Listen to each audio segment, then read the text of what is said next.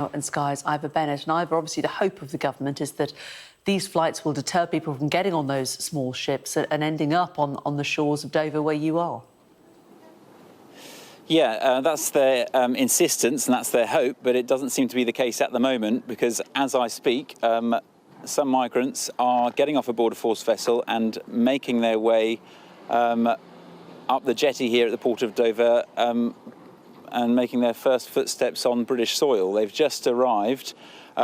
This is probably about the 20th person who's come off the boat on this boat alone. This is just men who've come off this boat we've seen, which suggests there are only men because normally families and women and children get off the boat first, as was the case with another border force vessel that arrived less than an hour ago. That vessel was carrying over 100 migrants on board, 118 by my count, and that included 13 children, some of whom can't have been older than a few months as they were being cradled in the arms of either their parents or the border force officials who were welcoming them onto the jetty here.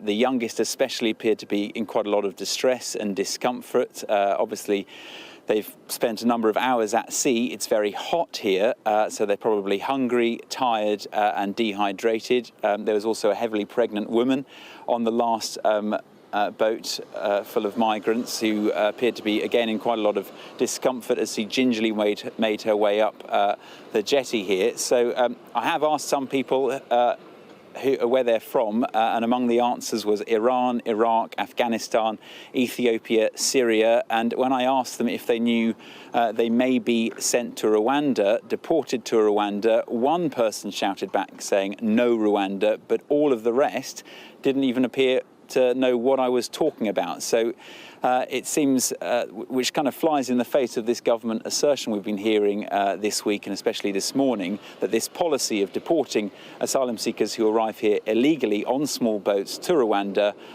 it doesn't will deter people making that crossing. Well, it doesn't seem to be the case because so far this morning, as I say, we must be around 150, 160 migrants who have arrived here in Dover in the last hour alone. That follows yesterday more than 100.